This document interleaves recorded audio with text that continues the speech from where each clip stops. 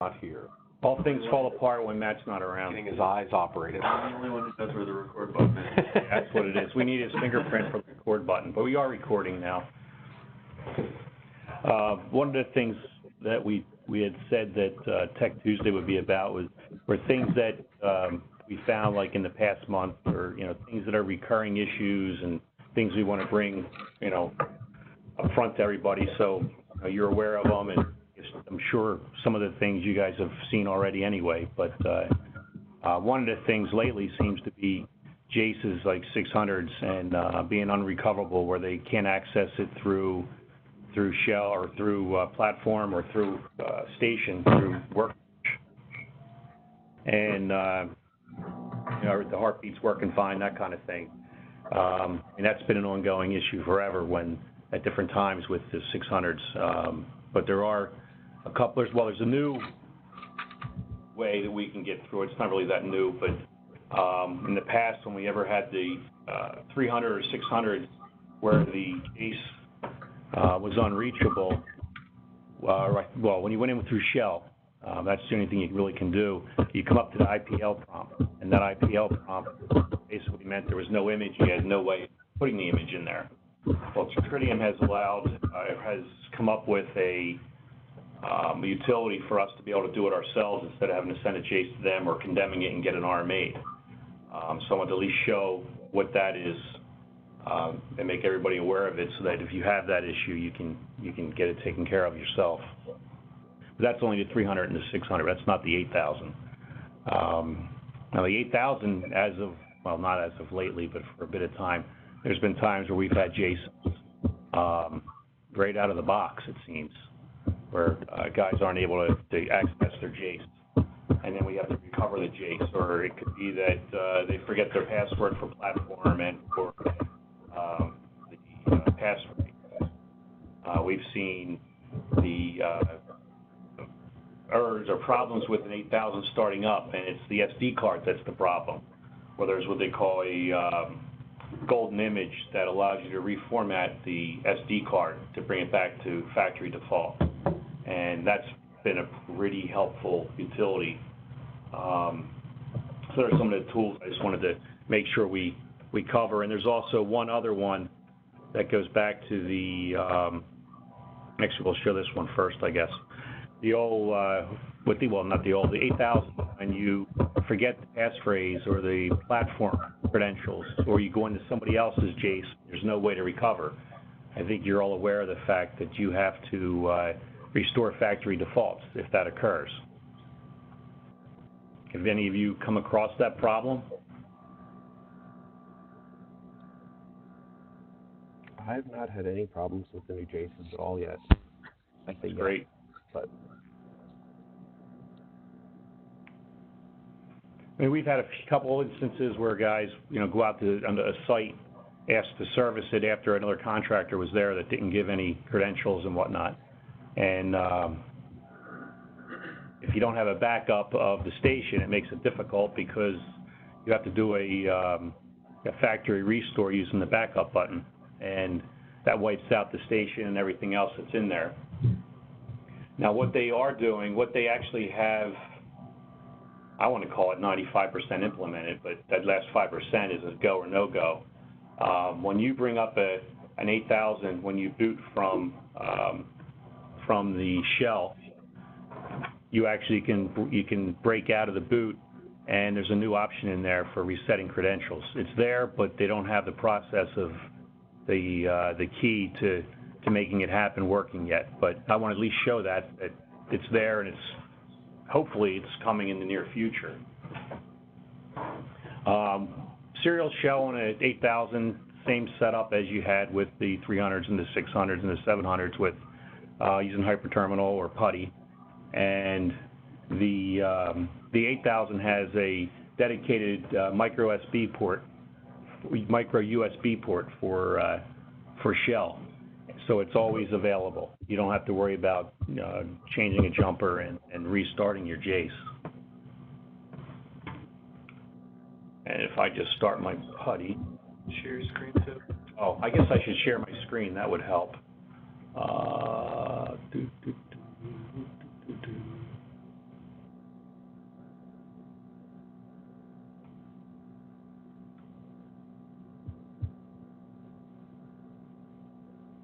go. Everybody can see my screen okay? So we go into shell. I have a setting set up already if we load that. Standard 115.2. Go to the serial section. 8.1, parity none, flow control none.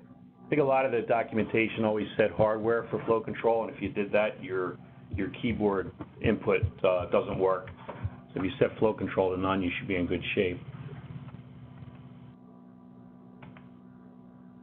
And if we go in there, I've got an 8000 that's already been up and running, so if I just hit the enter key, I'm at the login screen.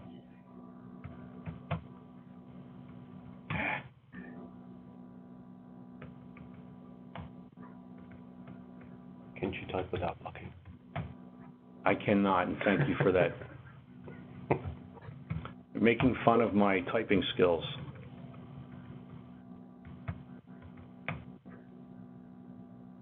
All right, so I'm going to reboot. What you're going to find when you reboot, well, with the 600s and the 300s, you had the option of you hit any key to choose other boot options. I think it was the part that comes up. And from there was a place that you could reset your platform credentials. With the 8000, we don't have that. So what they've come up with, and I'll start this reboot so that we don't have to sit and wait. Same thing comes up in here. It'll come up and say press escape to choose alternate boot options. So we'll just, I don't want to talk while it's coming up because I'll miss it.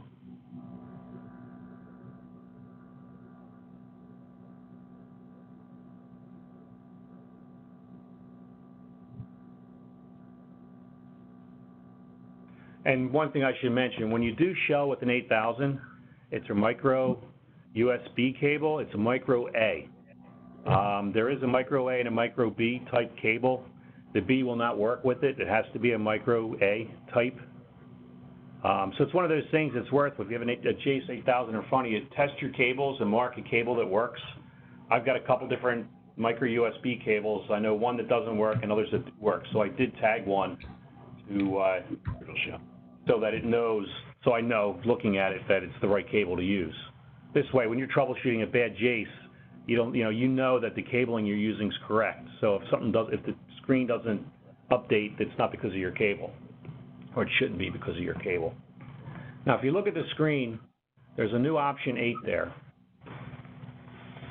Reset platform credentials. That's the magic piece that they've added to. Actually, it was in there, I think 4.4. This is 4.6. So it's definitely there for 4.6, but what happens is when you go to this, it says do you want to do it? You say yes. I have a whole document written up on the procedure of this. I went to send it out to everybody, but I wanted to go through the whole process first to make sure it worked. And when it got to the process of sending information to Tridium, it took 2 days for them to come back to me and tell me that that's not implemented yet. And the process is set, as you can see on here. It creates a token. So you have a host ID and you have a token number. So what you do with that is you turn around and you take that and we send it off to Tridium, and then once they get it, they have to send it back, so within 24 hours, you can put in the key that they send back to you, and that'll reset everything back to factory defaults with passwords and platform, or passphrases.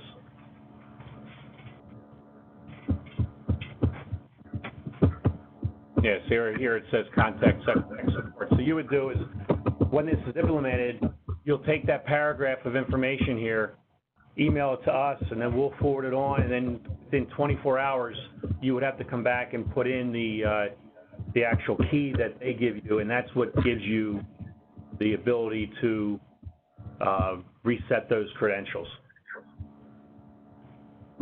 So, like I said, it's in there. I don't know how many people actually saw it there.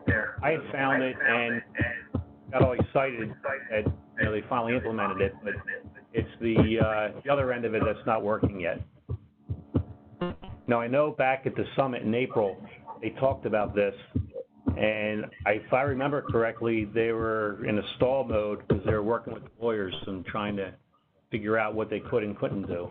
You know, this whole thing with security and I know at one point they were talking about having a way that the end user has to be involved themselves to ensure it's their JACE and that they're given permission to do this. So I don't know what other steps they might add to it, but in any case, I just wanted to show that this is here and they are working on coming up with this little issue of not knowing your credentials for platform or your passphrase.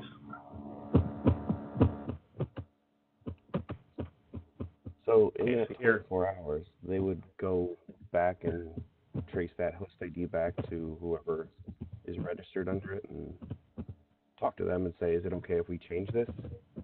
That's the part that I don't know. It hasn't been released, and that's only the Tridium side, the side that we wouldn't see. I would assume that it's going to be something like that.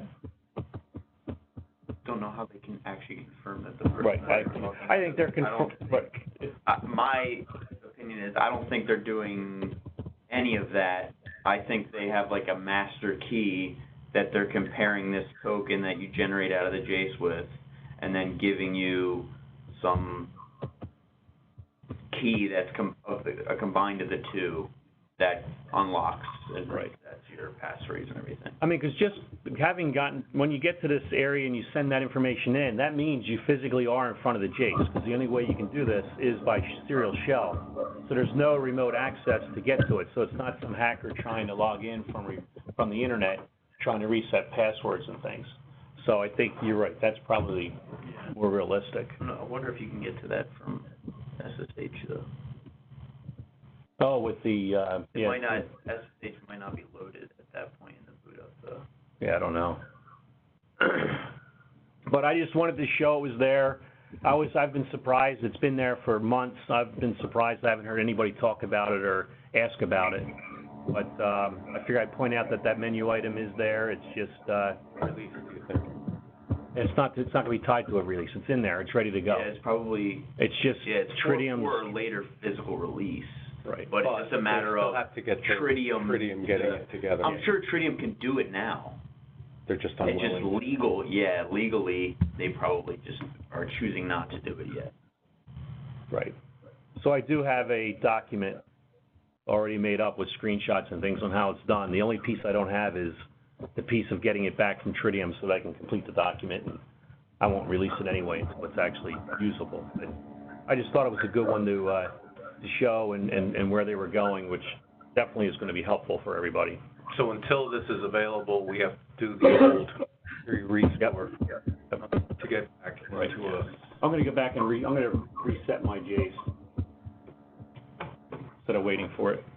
Might be quicker to do a factory restore if you have a backup. Well, I want to get Yeah, you have a backup for sure.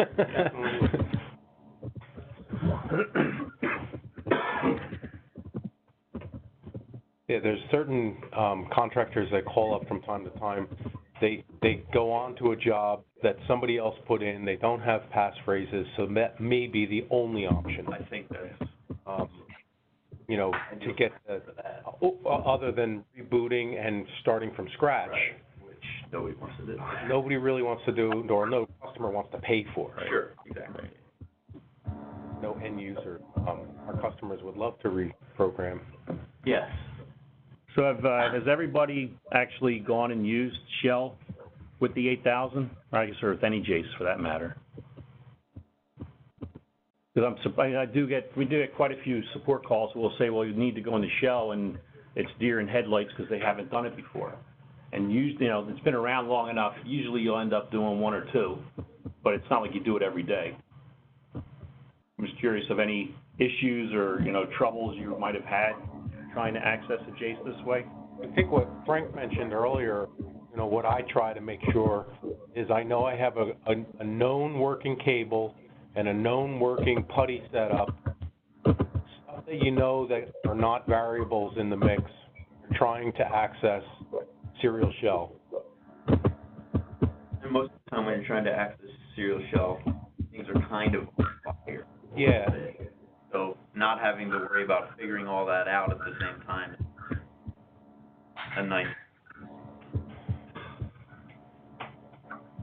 Now, how many of you have actually or want to admit that they forgot the credentials, passphrase? Has anybody done the factory restore? How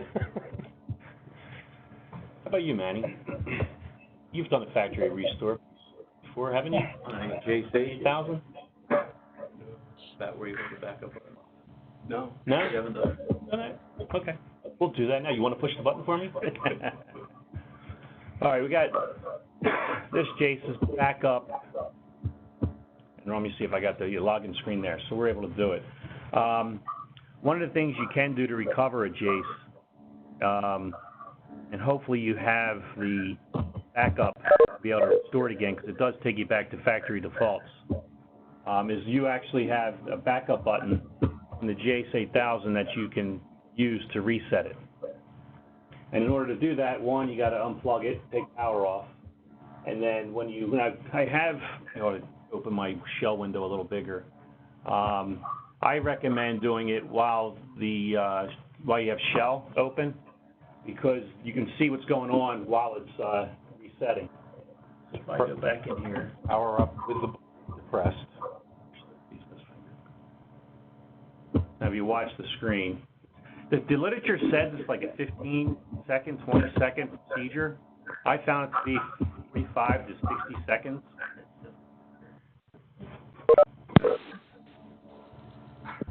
So I'm sitting here with the backup button pressed. After you restore power. Right, while it's pressed, restore power while it's pressed and keeping it pressed.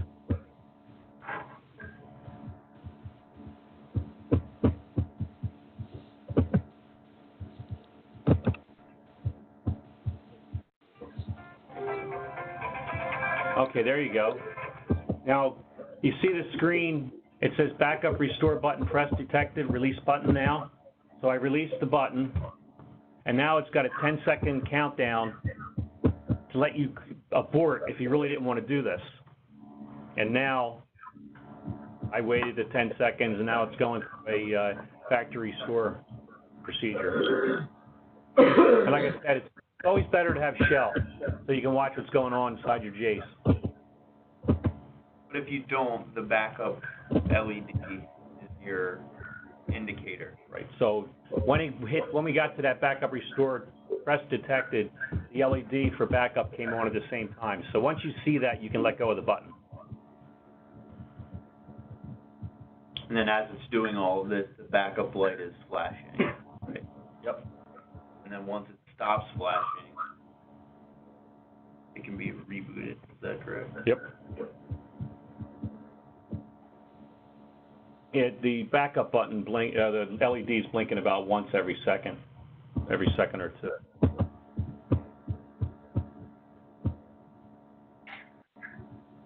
And again, everything's gone.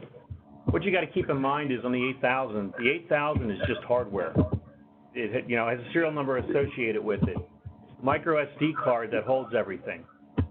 That has your the host ID associated with it, all of your modules. When you do a commission, you're actually commissioning a JACE on that SD card. And what we're doing now is we're basically wiping everything out, back to factory default. Okay, now it's telling us we can go ahead and reset system at the very bottom of the screen, and also the backup LED has turned off. I'm going to cycle power one more time. And then we can watch it.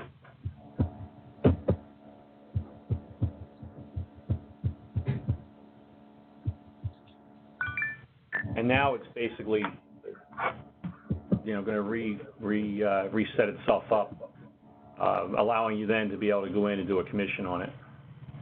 Yeah, at this point, it's basically just a fresh out of the box JACE. And its IP address went back to 1.140.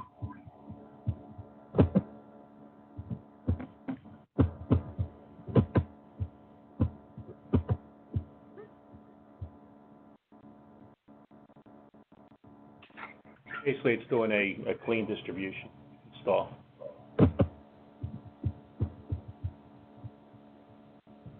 But again, it's always good to have the shell open so you can actually watch it go through the process so you'll know when it's done.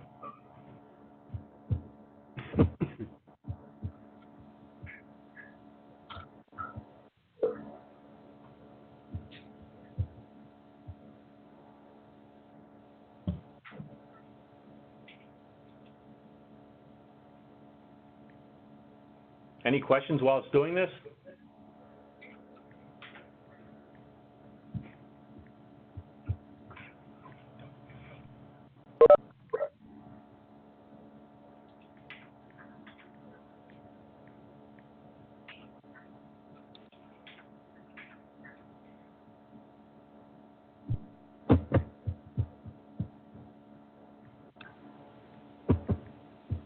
Hey Frank, are there docs from Tridium on like the exact way to do the backup and do the restore and everything? Yes. Yep, there's a doc 8000 backup, I think it's called. Or there's a couple documents in there. Yeah, it's JACE-8000 startup. We go. Wi-Fi. You're in your docs directory or your help.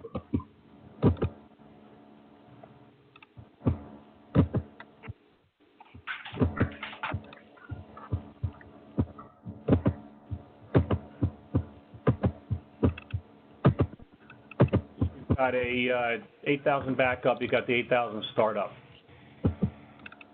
Okay. I think it's both. And the procedures should be in both places.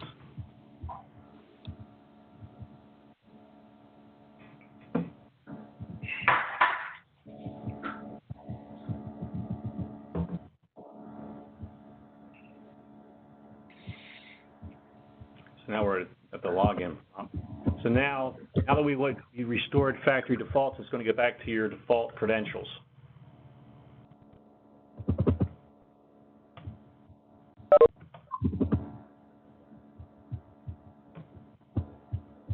So now that we got to this point, we should be able to then log back into the JACE's 1.140 and be able to go through and commission it like we normally would.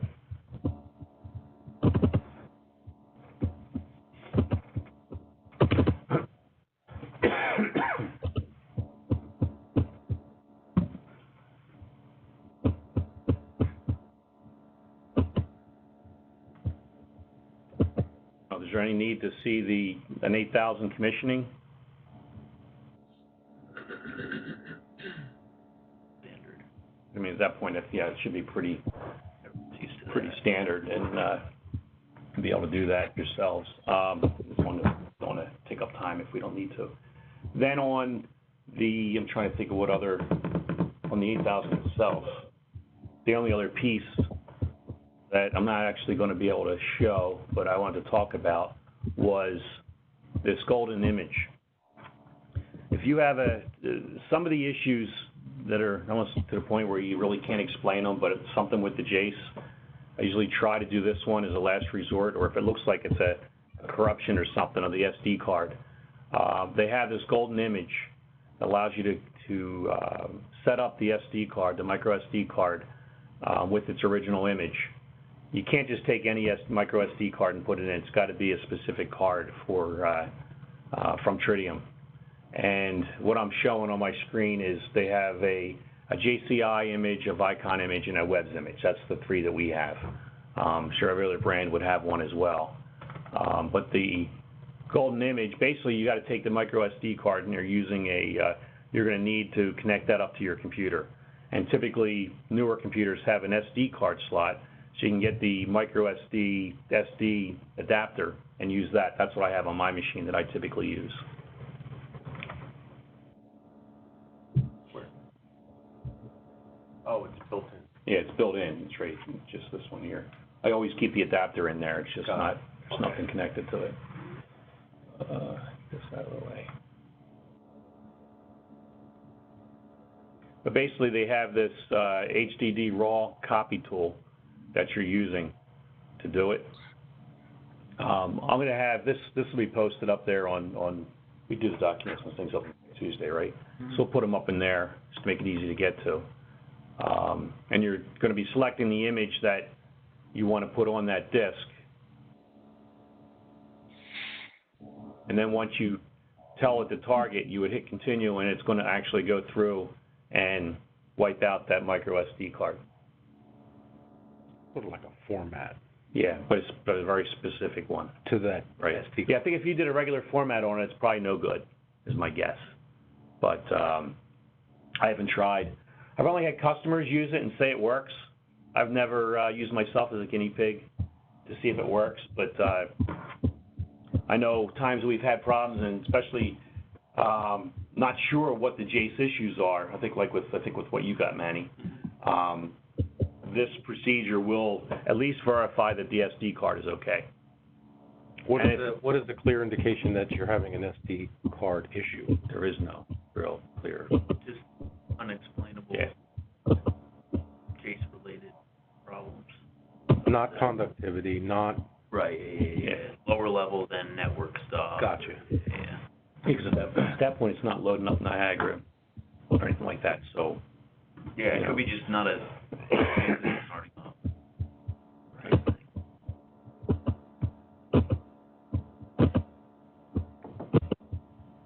Because there's been times, I know with Johnson support, I had one or two FX80s that had a problem with it. And the working with tech support, that's something that they didn't even mention about. I asked about it, and they took a little while to get back to me. They said, yeah, give that a try. So, and it turned out it worked. So, I mean, it's something I don't think happens all the time. Well, it obviously doesn't happen all the time. It happens on a rare occasion. But it's still something good to know that, you know, you're stuck out on a job and you need to get this thing back up. It doesn't hurt to try it to get it working. As long as you put the right image in there. That's something worth talking about is there's multiple images per channel. Well, yeah, so you have, like I said, you have to make sure you use the right image. In our case here, we support JCI, Vicon, and Webs. Oh. And actually, I don't like PCIO as well, but I haven't received that. I haven't had a need for that one. One image for Yeah. Johnson, not two. Yeah, because it's only 8,000. Right. But my point was there's no real clear indication, oh, that's your SD card. Yeah. I would say the only, and that's not even a clear indication, is if like the space is starting up, or if you go into shell and you're seeing weird stuff before it can even get Niagara open. I would say I mean, your only option there really is to do this. Right. Yeah. In a couple of scenarios that I've used it, I was working through Tridium support, or in the Honeywell side, web support, and that would be the next thing that's what they would suggest. Or a couple of times I went to them saying, I asked, you know, could it possibly do an image on it, or told an image, and they came back, yeah, give that a try. Because this is essentially the equivalent of that re-imaging thing that they used to do. For 600. Yeah. And so I tried to use Frank? it. Yeah. But what happens with the license that's associated with that, Jace, when you do this? Hi, Jack. Hello? Don't say that in an airport. It actually it stays there. It's somehow, that's why they use this utility. It's built into that, I don't want to say card, I guess it is somehow. Yeah, my guess is they're using something like a serial number or something like that that's built into the SD card, and that's how they determine your host ID, and that's not going to change when you re-image the SD card. Because it looks like you're using the same image on any SD card, right? You're not changing it based on what the host ID is. Right, no, nothing to do with it. So it's got to be some low-level thing in the SD card. So if the host ID doesn't change, your licenses and stuff don't change. Right. So is there Go ahead. I was going to say, so is there a path if your card is unrecoverable? Yeah, we get a replacement SD card. Right. If it's deemed that it's the SD card, that's the problem. But you can't just go to, you know, Amazon and buy a micro SD card. It's got to be a SD card from Tridium. Okay. Right. Usually at that point, replacing that, usually it's at the direction of Tridium. Usually it's, if we go, say, through Web Squad, it's them going to Tridium to get that, you know, to say, yeah, that's what needs to be done. And the replacement SD card isn't that expensive. comparison to the JACE. No, or that's the cheap part. Yeah, I was gonna The say. expensive part is the labor and the man on site trying to work through this. Yep. I mean, isn't it easier just to warranty the thing? Or are they going to Not if make you you can't- go not if you through can- this process Well, before they do a return authorization? well, if you can do this process and it works, you're saving a hell of a lot of time, because you gotta, it's not like they're gonna ship it to you, you're sitting at the site waiting, you're gonna be leaving the site, then you have to go back out to the site. If this process works, 'cause it's a quick way of doing it. Assuming you have the SD card reader and the micro SD adapter. That's a lot of assuming, though. Well, that usually And after the first time you have this talent level- problem. And the talent level to do that sort of Right. thing. A lot of guys are not, like, savvy enough to do Right. that stuff. So maybe they take it back to their office or read up on, we work through it. I mean, the worst case is if we go through that process with that image on doing the golden image and they breaks the SD card, then you get a replacement. You're broken anyway. Right. And if it's under warranty, it's covered. So that's not too bad. And the other thing too, while we're talking about the micro SD cards, I had done some troubleshooting a couple months ago on one that was sent back to us for me to evaluate, and I was taking it back and forth, the SD card, between my demo JACE and the suspect JACE, the one that the customer had, and I probably went back and forth 6-8 times, and that SD card, since it's that host ID, goes with that card. So you can move it between JACEs if you had a need. You have a demo JACE-8000, and you got a site JACE that, something, power surge or something, and JACE is bad, but the card's good. You could take that SD card out, put it in your demo 8000, put it on the job site, and you can be back up and running. Now, when you do that, you're going to need to you should probably need to go into Shell to put in the passphrase. Yeah, it won't start up if it doesn't have a passphrase. So if you go into the shell mode, you have to put the passphrase in so that of the bad JACE, the owner of the SD card, that passphrase needs to be entered into the platform so it's allowed to run. And the Niagara environment won't start. Right. But that's one of the nice things, though. It does make it easy to get it back up and running. That's if you have the luxury of having a spare 8000. But on critical sites, usually they do. So that would be a way of being able to get back up fairly quickly. No, but your station and all your data, that's stored still on your JACE, correct? No. Nothing's on your SD. JACE. It's all on the SD card. Nothing. Your JACE Yep. is just dumb hardware at this point. Yep. Everything's Oh, on that SD card. The 8000 is a fairly inexpensive piece of hardware that can be quickly changed out, and the SD card put back in. You're back in business. I mean, I was skeptical of that myself when I was testing that JACE was a perfect opportunity. It was okay. Well, I was already suspect to being RMA'd, so I could do whatever I want. And I went in on my JACE, and when the micro SD was in the JACE, the job site JACE, I went in and did a print screen of all the modules and the versions that were in there and what was set up, and I went back, moved it over to the other. Everything was identical. It definitely is the same. There's nothing on the JACE. It's just that SD card. So you have everything at your fingertips with that card. So that card's you don't want to lose that card. And that's one of the reasons they have the access door on the bottom the way they do, or sliding down to the bottom so that if it's mounted in a panel, somebody can't just go up and easily take that card out. I think that's the main reason they Okay, did it. so all your stuff is on that SD card. Correct. When you re-image it, isn't that destroying everything on the SD card? That's the whole point of that backup restore. Yeah. Backup, you're blowing everything away. You're starting from scratch. Yeah, so if you're doing the golden image thing, most likely there's some sort of corruption or something on the SD card anyways. Okay. So ideally you'd have a backup that you could restore from once you've fixed your SD card. All right. If not, you're starting from scratch. Now we're on the same page. Gotcha. So in theory, if you had a failed piece of hardware, you could use your office demo and their SD card.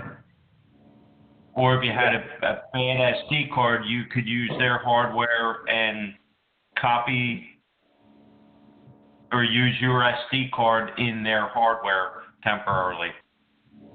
that's going to be licensed with whatever was on yours. Yeah, that's where it becomes more difficult, is if you're using an SD card from somewhere else in hardware from somewhere else. Because your licenses won't come across, station won't be there, you'll have to restore from a backup. Right. Your demo SD card is licensed to you and has to be relicensed every year. You'd have to transfer. You know what I mean, Jack? Yeah, well, yeah, this is like an emergency situation. You got a customer and their JACE went down, and it's because of the card. What do you do in the 2 to 3 days that you're waiting? You'd have to restore from a backup to your demo JACE with the demo JACE's SD card. And if you have any special drivers or anything that need to be licensed separately, kind of... Yeah, that would be a problem with the drivers. Yes. Yeah. Well, if you're using your demo JACE, it's licensed for everything. But well, not third party. The Tridium, yeah, I was going to say the Tridium part licensing, but if you have third party like the MaxLine Solutions drivers, that's not part of what's on your demo. But then again, if you got to pull the JACE off the rail and you got to put the other station into your SD card, you might as well just use your demo JACE and not bother swapping cards. Right. Okay. Exactly. Yeah. I think we've got a few customers that do have a demo JACE on the shelf to be able to use as a backup if they have a need. Weren't you doing that with yours, man? Yeah. I was just going to ask you, does it have to be a demo JACE or? Well, the demo JACE has everything licensed of Tridium. Demo JACE will make your life easier because license for But everything. But if you don't have a demo JACE, you just have a RIC, then you have to make sure you're licensed for the drivers you might need. And the number of devices you need if it's an 8000. That's the problem, is the number of devices. Because you're going to have that global capacity issue. Yeah, because I tried it on one site that crashed. The SD card, tried swapping it out, took a JACE off our shelf, and it just wouldn't boot up. Like, oh no. Just going back and forth. Being that I don't have a demo JACE. So you're saying it's better off to have the demo JACE with you to... Yep. Yeah, demo JACE is always going to be easier to swap in the case of a JACE dying on a site. And Because it's licensed for everything. And if you're trying to figure out if it's the JACE that's the problem, if you have a demo JACE, the MaxLine drivers work for an hour, so you really could get the system back up and verify, yeah, everything's working fine, it's got to be the JACE type thing. Okay.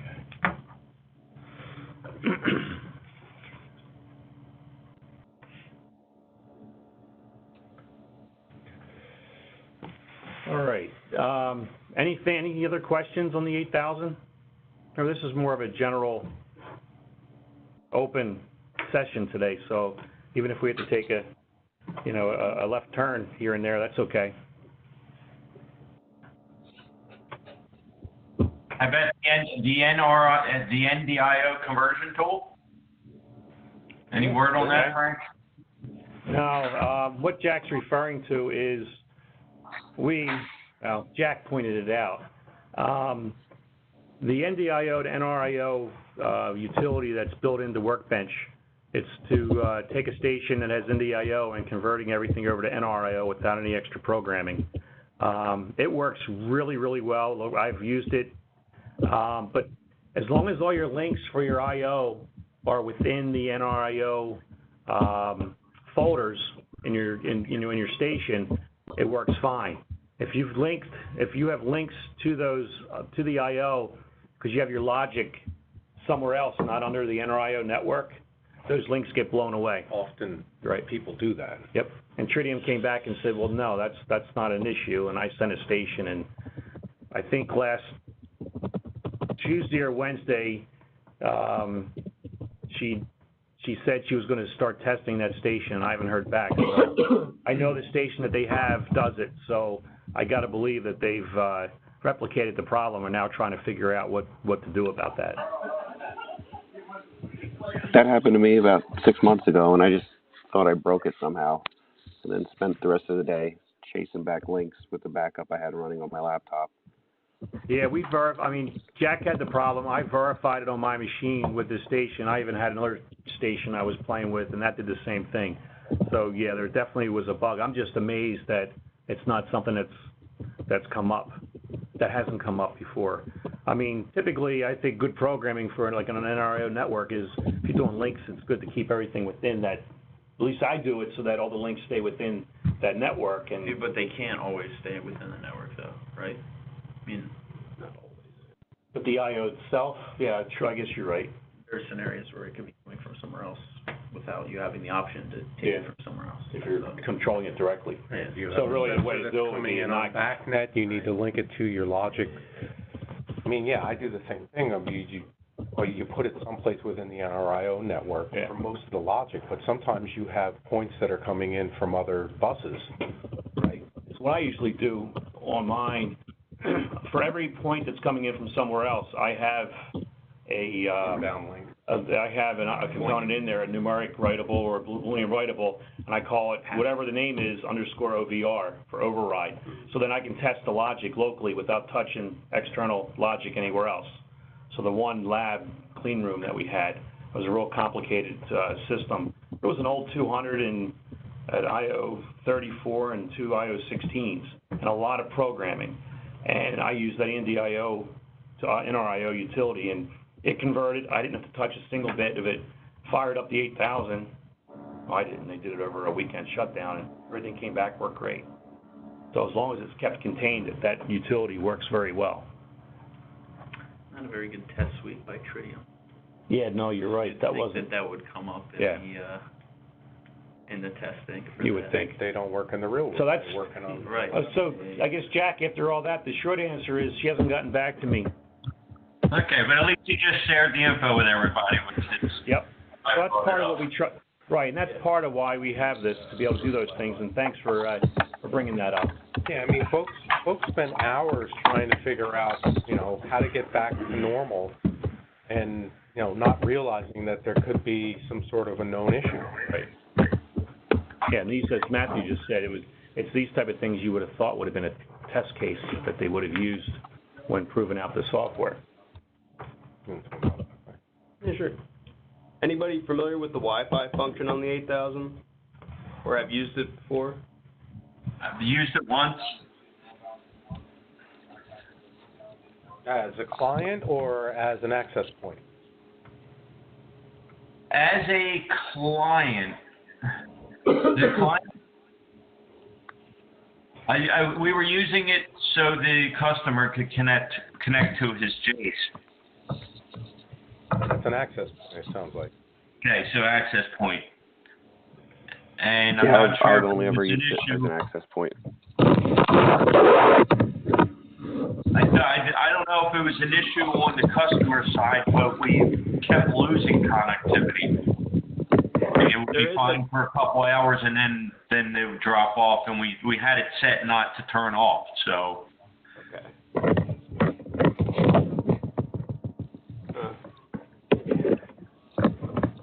Somebody's fumbling around with something on their desk. I'm not sure who's. It's just a useful feature you don't see mentioned very often.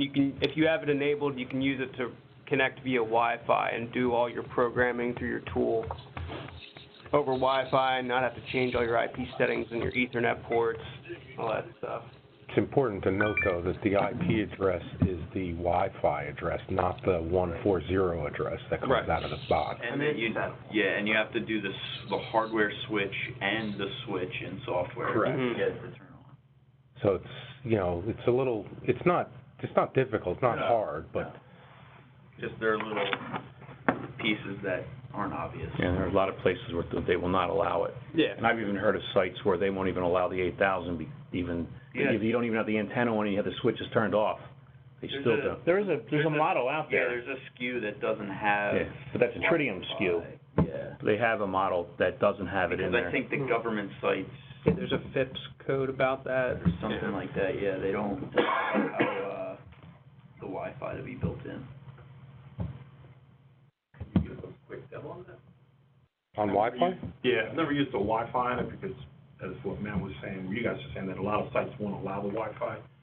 Yeah, but as an access point, you could be working in a room, in a conference room, and the thing's in a mechanical room in a much more, conducive environment. 1,000-foot Ethernet cable running all through the hallways. Yeah, well, because I'm doing right now a state job, and the commissioning agent, he's going to be on me like white on rice. So he's saying, is there any way that I can access? Oh, I have the Wi-Fi feature, we can set it up. But state-wise, they're saying, no, you cannot activate that. But I got the okay that as long as we're under construction, you're good. So the commissioner can get into. That's what I was gonna say, to view. yeah. Once. Well, is the JACE on the infrastructure of the building? Yes. Well, okay. Well, it's going to be at one point part of their network, because right now they're back and forth. The state is saying no. If it's just the commissioning agent and the JACE, you could set it up as an access point. He can have the ability to, not be on their network, but still have access to your product. I would say it's more vulnerable on their net being hardwired to the network than it is the Wi-Fi. Yeah. Wi-Fi's only local. Yeah, so that's, but as we're going through this, all right, you cannot be connected to our network, whether it's ready or not. Once the job is turned over, then I can connect their network, and I have to shut down the Wi-Fi. Right.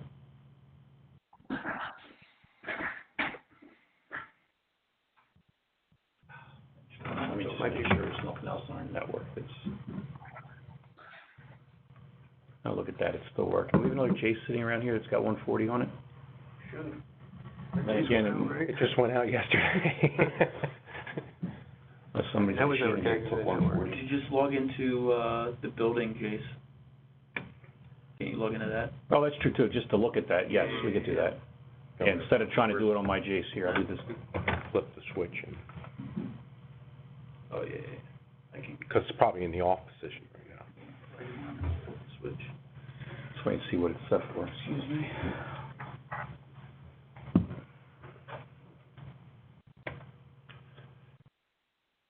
Yeah, if you're using the Wi-Fi on a JACE-8000, there's a three-position switch that's right next to the antenna, and it has center position, which is off. The left position is the access point position, and the right position is the client position. Wi-Fi's enabled. Switch. Switch is on.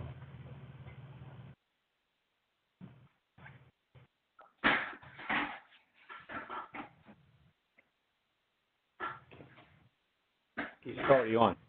I just turned it on. It wasn't on already. Or, I mean, the switch wasn't on. Yeah, you have. Oh, you know what, I was looking at the Wi-Fi and I guess I didn't look to see. Look at the very top there. Yeah, I looked at the top line, that's what threw me off. It was definitely on off before. Okay. It will show you the position of the switch. I missed In that, the it top must pane. have If still been everybody set can off. see that, you can access this through the platform. Yeah, it's just another feature on their platform.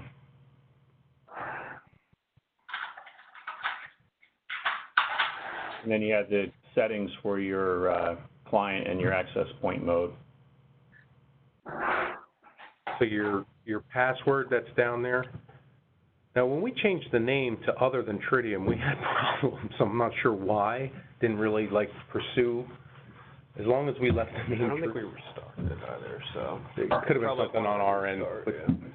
It should show up as Tridium on your Wi-Fi networks, and then you, or Titan, I'm sorry, and the gateway password that you have to put in has to be installed. There's no out of the box password. Right. Yeah, I don't think we can get to it from here. You might not be able to, yeah. That's pretty far away where we have it mounted. Well, and there's all kinds of other. And the other thing to point out is that adapter address cannot be the same subnet as your Ethernet address of the JACE. It's like having a third Ethernet port on the JACE, where the other two, you have to be separate subnets, so this So is you also. can't do a 192.168.1 out of the box. It has to be something else in that third octet at least. That's why it shows up as 11. Yeah, that's why it shows up as 11 here. And then. And then obviously it uses that, you can see for the DHCP stuff down in the box beneath it. It uses that to give out the addresses of everyone who connects to the Wi-Fi. And you can limit the amount of people who can connect. Max number of clients. Yeah, right here. Jack, like you were saying, there's that inactivity timeout in minutes. I know we were having an issue with that yesterday where it would kick me out. Or if I wasn't connected to it, it would turn off. You set it to 0 and it's disabled. And it Yeah, stays yeah, on. yeah, and that's what we did. We just set it to 0 and it. Well, you also It have your worked, your login credentials also has to be enabled on all, because it will log you off that way also. Yeah, yeah. Yeah. You know, I'm now that I'm thinking, client mode is if I wanted to put that on somebody's network. Correct. Yep. Okay, that's what we were using.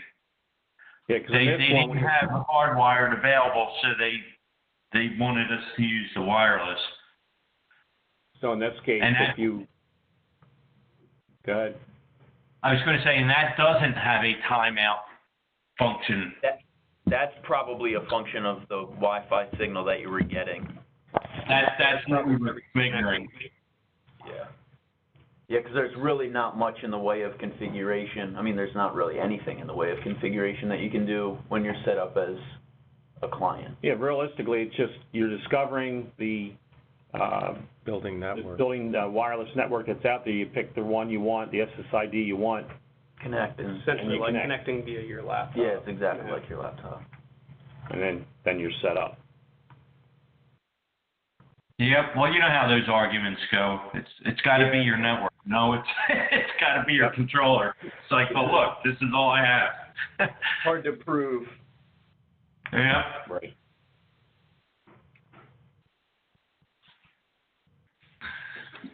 So, I've never very, used the client mode before, but is there a way to set an IP address No, if you're in it's client mode? static, you mean? Question. Like give it a static IP? I mean, there's I nothing here thought to be. that was an issue once before, and that could be why I think we didn't use it at one point. network database. Where? The bottom. Shows you. Yeah, and I think we had to check that box for use the gateway provided by the access point.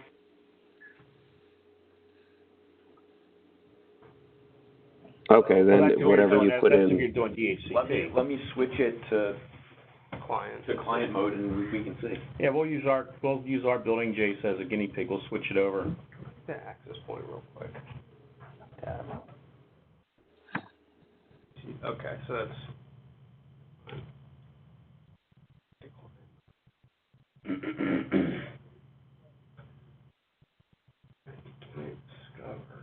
I hope he waits it off, because you have to go to off and then set it off and then go to client.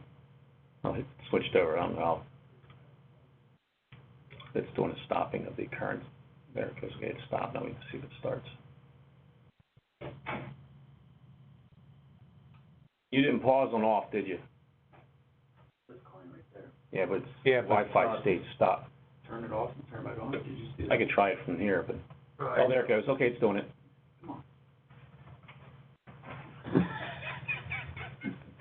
Got lucky on that. Immediately my fault. Well, I remember seeing something somewhere where they said make sure you go to off. How could you not go to off? Stay It's in the middle. stay there for a period of time and then go to the other is one of my point. How could you not go to off? Okay, so now that we're in here, we can go to Discover. Yeah. I don't know that you'll be able to, you have to connect to something else other than Boom. do the guest one for your Wi-Fi. To client mode. And then you do an ad on the one you want.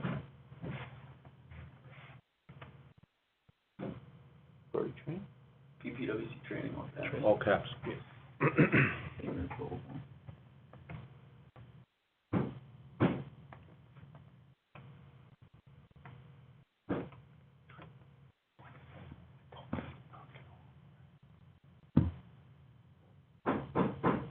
Thanks for listening.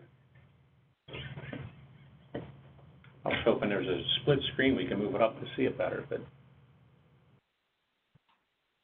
Okay, but it shows it's, Yeah, And I think you have to select it and do connect. Connect.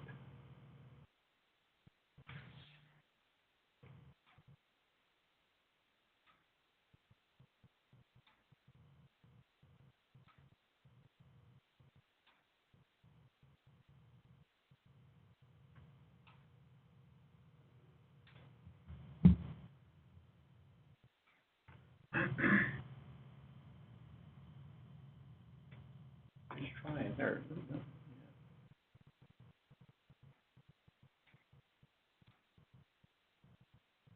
So that shouldn't be a problem. Well, it should be good signal strength. Isn't our It's right next to it. wireless router in there? Yeah, it's right. But it's nice that it gives you what the signal strength is, so if there's multiple access points in the building, you can pick the one that's got the highest Yeah, which is, strength. all those things that have 100 are literally right next to it. That's right in that FT. Yeah, it's right next to Isn't it. there?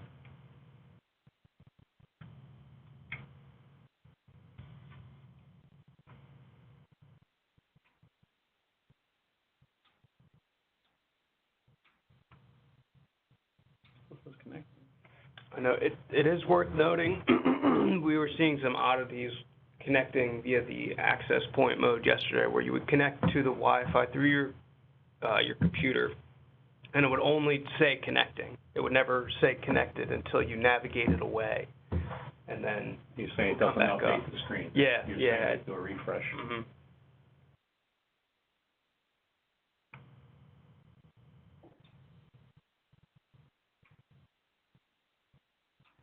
Stations.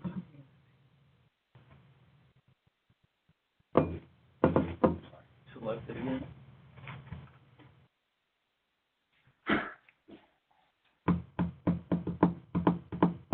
And now that same thing was happening on the Windows side as well. When you would connect to the Wi-Fi, the Titan Wi-Fi, it would just continually say connecting.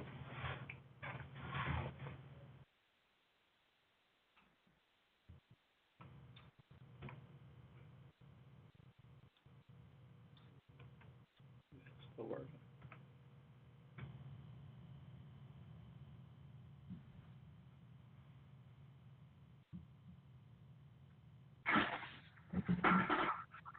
Yep. I'll try to connect again.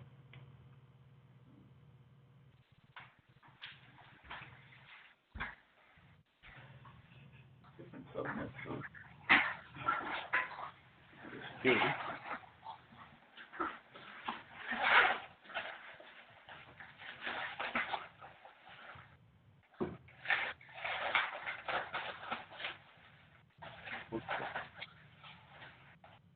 investigate further. Well, that's how it's supposed to work. The steps to make it work, I mean. It's supposed to work. It's just, for some reason in our case on here, it's not playing nice. Something tells me someone's gonna blame the IT department. Yeah. Somebody So call go get the Matt. help desk. Help desk isn't in there. Yeah.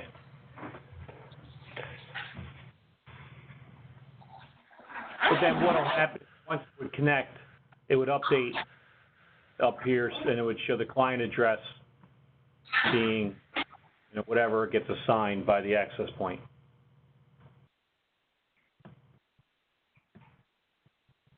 Any questions? Is there SSL or any security issues that it would be having trouble The connecting? only thing that I can think of is if it didn't detect the type of security that the Wi-Fi is using, but it looks like it did.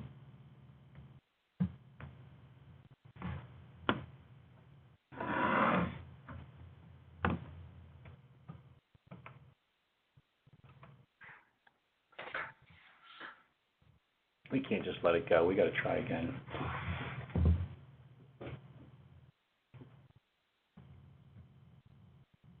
So what happens on the bench, it's going to happen in the field too.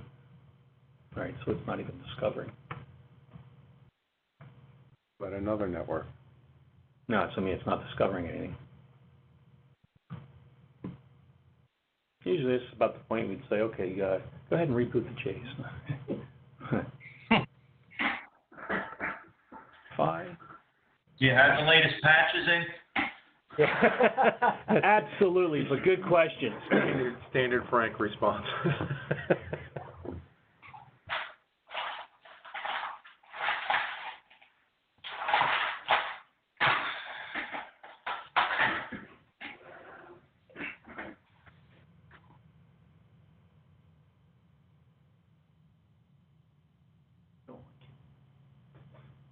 Thumbs up. I wonder if we switch modes to reboot maybe, for some reason. That could be. But you wouldn't think you'd be able to scan the networks and stuff like that. Right. If that was the case. I know it's just, I guess we had to do a save too. It's also a weird mistake.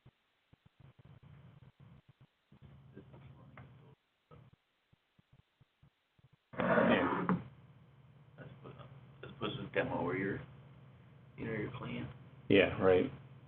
Yeah, I'm not gonna reboot it at this point. This is actually being used for our building. Yeah. Okay. But that's the Wi-Fi and the setup of the same. Any other questions on it? No?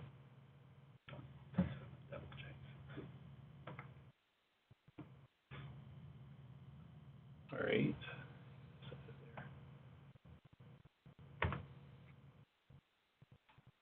Need to be there. We were talking about unrecoverable JACEs. I mean, 300s and 600s, you forget your platform credentials, you can always go in the shell and reset credentials. That's always been there. But there are times when you have a JACE, and it's interesting, the last few weeks, I've had probably 3 or 4 600s or 600Es where I get a call and they'd say that in Workbench they can't access platform or the station, but they can ping it. Heartbeat's fine, but it's not working. And so the next step will be connect with shell to see what's going on in there. And typically, if you can get in the shell and you can log in, that's the important part. Is once you log in, that means you're logging into the platform at that point. So if you're logging into the platform, you could turn around and enable FTP, and then you could use FileZilla or some other FTP client, and you could go in and copy the station out so that you have the station backed up. Then you could do a clean distribution restore, but doing it through FTP. And we have a document that I pulled together from Niagara Community where in the past the document was just one of these two, whether it was an AX or an N4 JACE. If it's an AX JACE 300 or 600, like in here,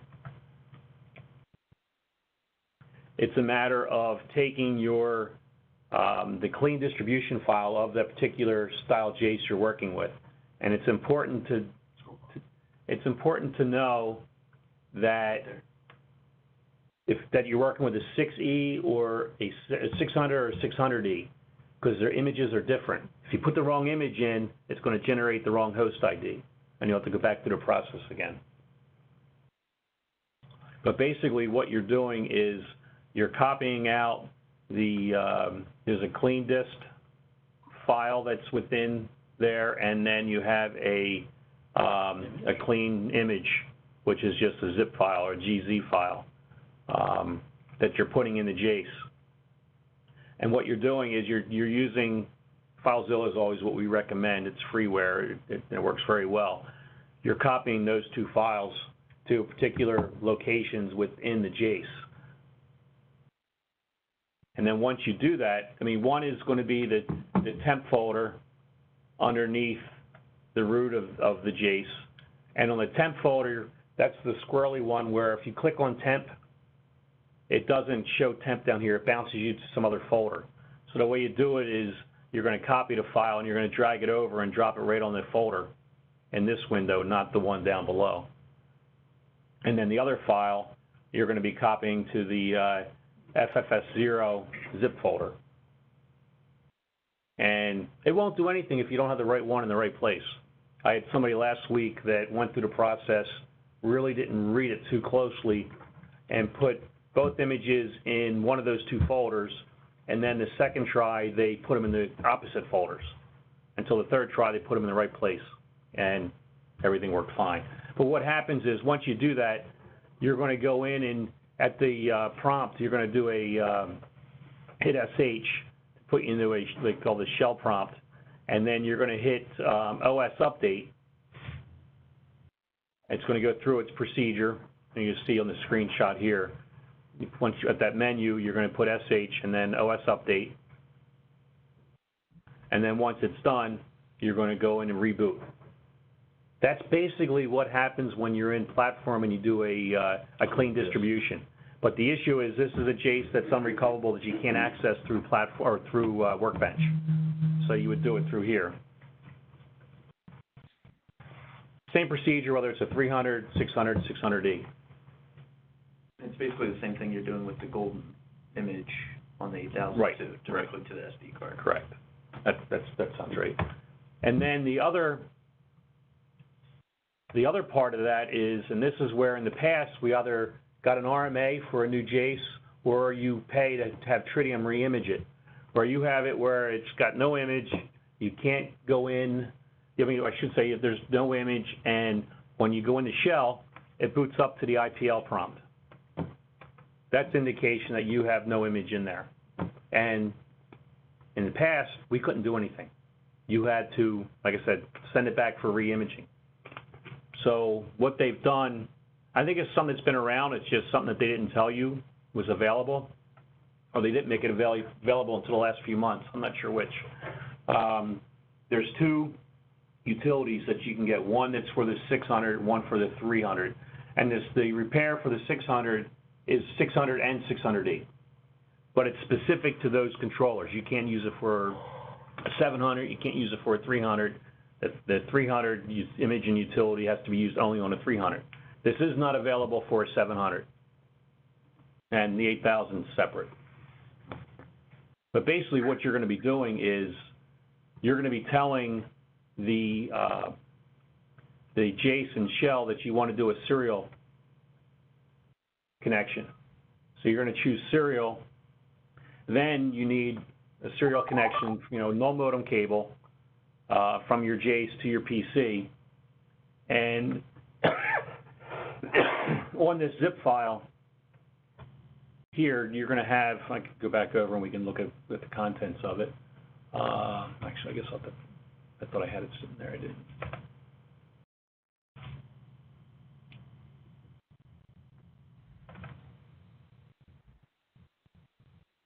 There's it's a batch file that you're running, and then you have an image, and then you have another the application that gets used with the batch file.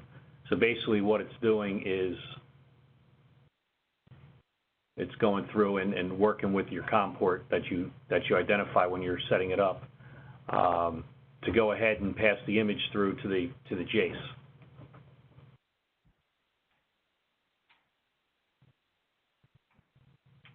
And this is similar to, I don't know how many guys have been around for a while. The 600 had a patch back in 3.4. It was called the ECC patch.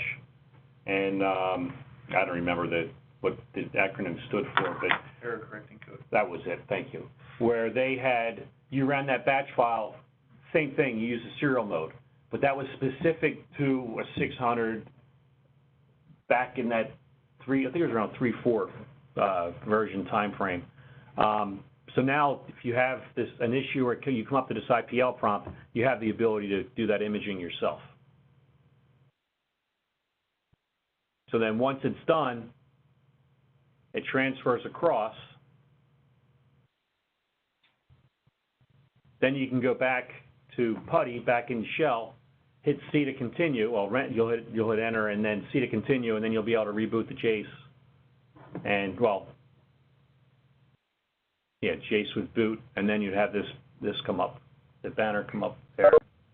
And then you'll watch on the screen as it's doing its thing, getting it back to where you've recovered it and you're able to access it again from Workbench.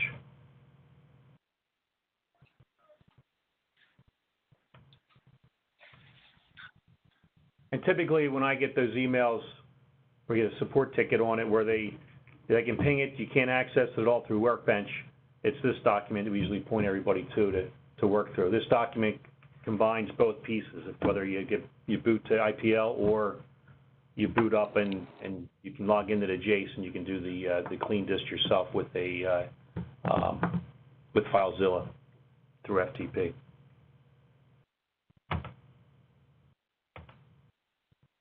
And again, we'll make sure these are readily available on BP Tech Center as well.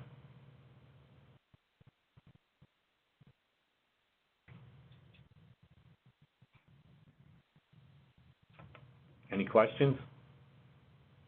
I think a few of you out there have had to do that a couple times in the past. Come on, Jack. Maybe. I'm just trying to wrap my head around that 600. I'm trying to think if I've got one that I might have taken off a site to actually try this in. And it's just a matter of making sure you have, as part of your toolkit, is that, you know, obviously you need a USB to serial RS-232 and then a no modem cable to connect to the JACE.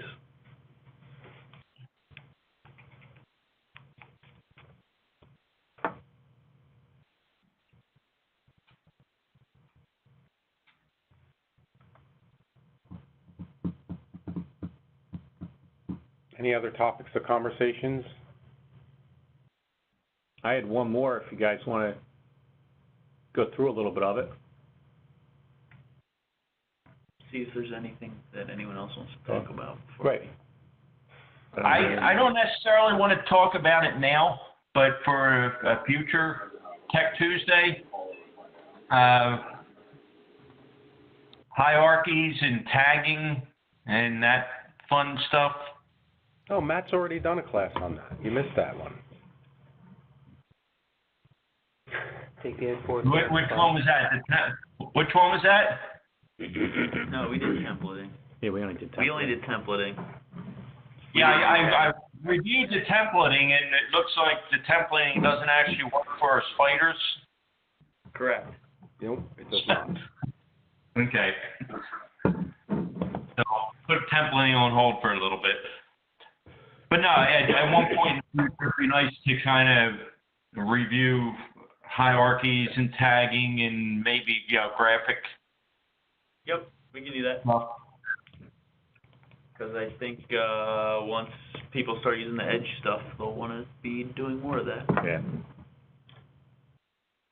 Why we mentioned templating, if I could ask, I tried following along and doing a template station, but it seems like it doesn't like it when I pack it full of like some of my logic and graphics that I would use on every job. Are there limitations in what can be in a template station? Not that I'm aware of, no. What does it not like? It seemed like it didn't, like I have like schedule folders set up and the system time and just some generic logic folders that, you know, work with my screens. And it seemed like I couldn't get a template to be made unless I stripped that stuff out. Shoot me an email with what you're trying to do, and we can try to work through it. All right. Because yeah, none of those things shouldn't be a non-starter as far as I know. Okay, because I thought it was before, and then when I watched the recording, I thought, okay, well maybe that stuff's kind of worked through and resolved now, and I still ran into similar problems. Okay. Yeah, we can work through it. Okay.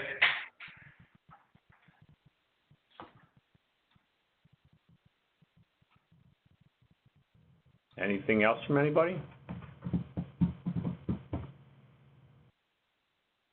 All right, I got one more. I've kept this has been going since Niagara 4 came out. Well, there's been issues even when in AX.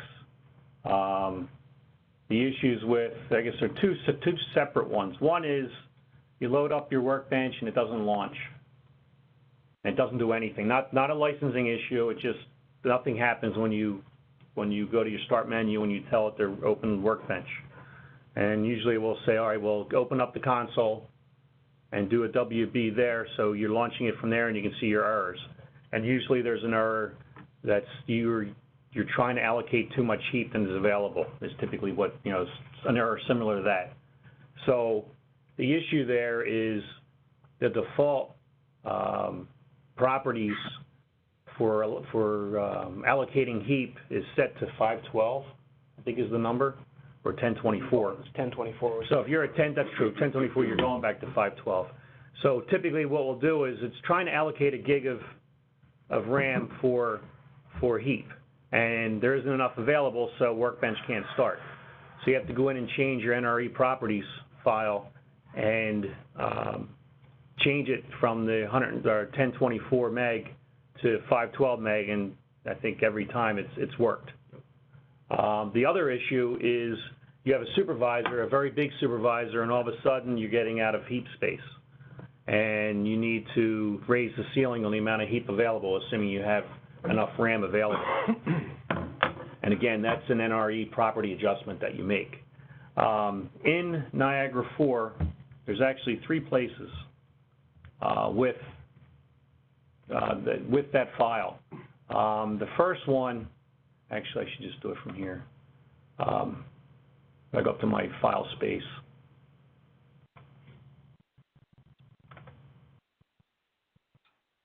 The user home and sys home. User home is your Windows user folder. Then you got your Niagara 4.6, your brand, and then you go through it. When you go into the actually, I will go back this way. So if we go in, we go to our Windows user, which brand we're using, which version and brand, and then there's the ETC folder. In here you have NRE properties, and if I open that up,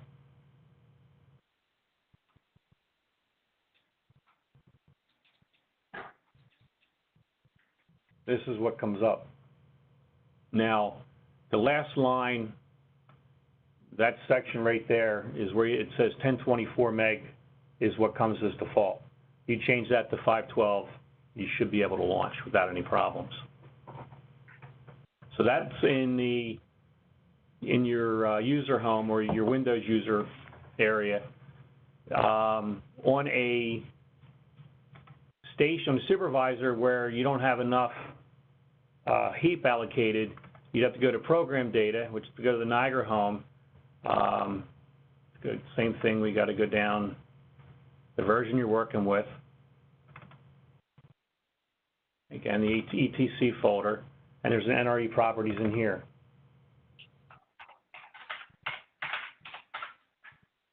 And in this case, it's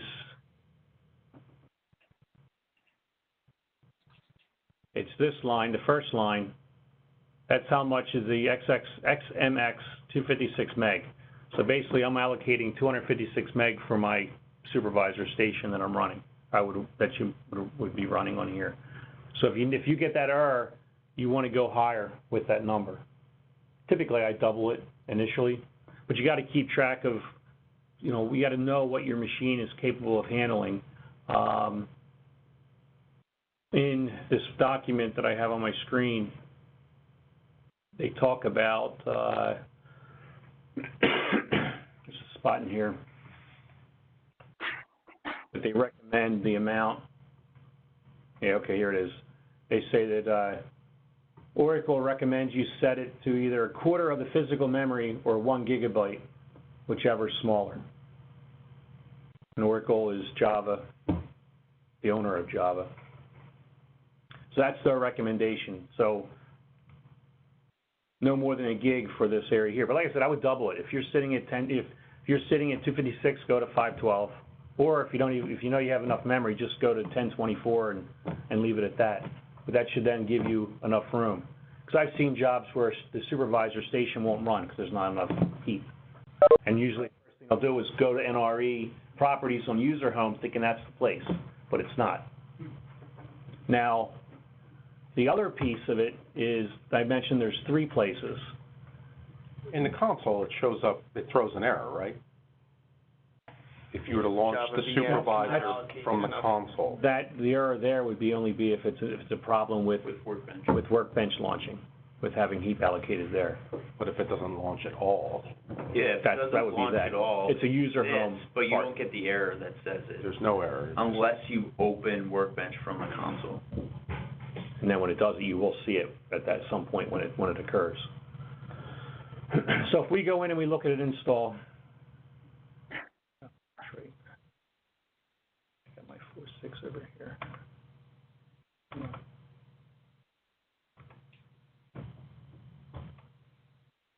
There's a defaults folder. When you first install Niagara, this is, where is it? NRE. Oh, there it is.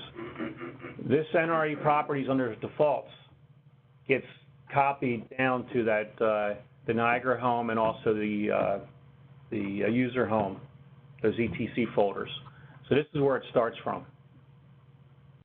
So you could change it here, change it once, delete it in the other 2 places, restart Workbench, and it'll copy it down if you wanted to do it that way, instead of having to find those folders. And this document does, I believe, has that part of it in there too, about the 3 locations. You have to be running as administrator as well to be able to edit it. Well, they recommend it. They're showing doing the editing through Workbench on the NRE file. And to do that, you have to run Workbench as administrator to do that. I typically just use my own editor and you know, edit it directly. I'm sure most of you have seen that problem once in a while, especially when you're installing a new version on your machine. Yeah, it's not super user-friendly because it doesn't tell you that that's why it didn't start. Right. That's why I do now is when I go to my start, I just launch the console. I don't even launch Workbench. I just launch this and then just do my WB from there to launch it. This way, if I have any problems along the way, those errors will get thrown in the console window. Unless it's a window. Right. Now, the exception to that is if you're running Johnson Controls, if you're running FX Workbench, they have some other variables in that string. So you can't do it from there. That then brings up just their standard FX Workbench, not the Pro. So you really can't do that on the FX side unless you want to remember the strings that go in there, and I don't even try to. Yeah. So I always just do that one directly from the start menu, or the shortcut for that. That's just the Johnson appliance. Yeah. And they're just little things that I like to do just in case if something happened and, you know, your Workbench closed on you just in the middle of working with it, you can go back to this screen and hopefully see hopefully it captured what the problem was or you know, what the error was anyway.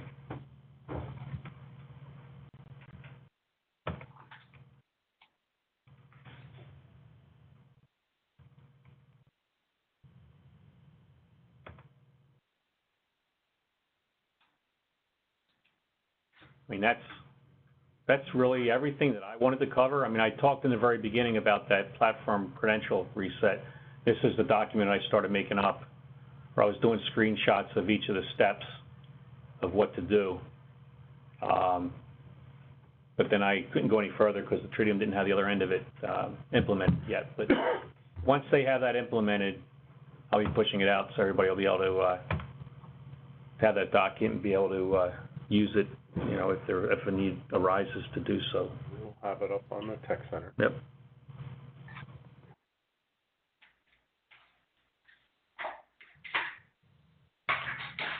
So with that, I'm done talking. I guess you're all probably happy about that. But the floor is open if anybody has anything else. If not, we can finish this up and then figure out what the next one's going to be. Now, January 1st is the first Tuesday of the month. So I was debating, I was actually thinking about just skipping January and wait till February. If you guys don't want to see that us miss a month, we could do the following Tuesday if need be, but I don't know, what's everybody think? You said the Tuesday's the first? Yeah, the first of the month. Yeah, the following Tuesday would be Yeah, or just wait till February. Right. What's everybody think? Is there anybody out there? I think waiting till February is fine. I'm sorry? Waiting till February is fine. Okay. Jack? I mean, I find this very useful, so I'd hate to miss a month. But if you take 2 months and get a very comprehensive hierarchy and tagging seminar put together, that sounds good to me. So if we skip January, you're expecting double the content for February. Exactly. It sounds like Matt's on it. Sounds like we're doing January. We'll discuss it internally and we'll let you know. I'm not going to, I can have WebEx open on the 1st if you want to do it then, but I can't guarantee it's going to be very good. You're going to be watching a football game or something. At 7 in the morning, I'll be sleeping. True that. A hangover off. True that. 7 in the morning, I forgot. Right. So, okay, we'll let you know.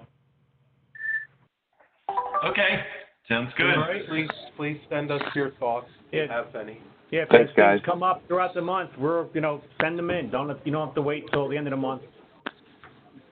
So, with that, Adios. have a good rest of the month and happy holidays. Yep, same to you guys. One last thing, all those documents are going to be on the support site? Yep, absolutely. Including the stuff that Greg said that he'd send to me and never did? Yes. That I can attest to. Well, we have it on the Thanks, Greg. recording, so Yeah, exactly. we could always go back to it. Yeah, that's why I'm bringing it up. Thanks, Jack. All right. Sorry, Jack. All right, so long. Thanks, guys. Thank you. You're welcome.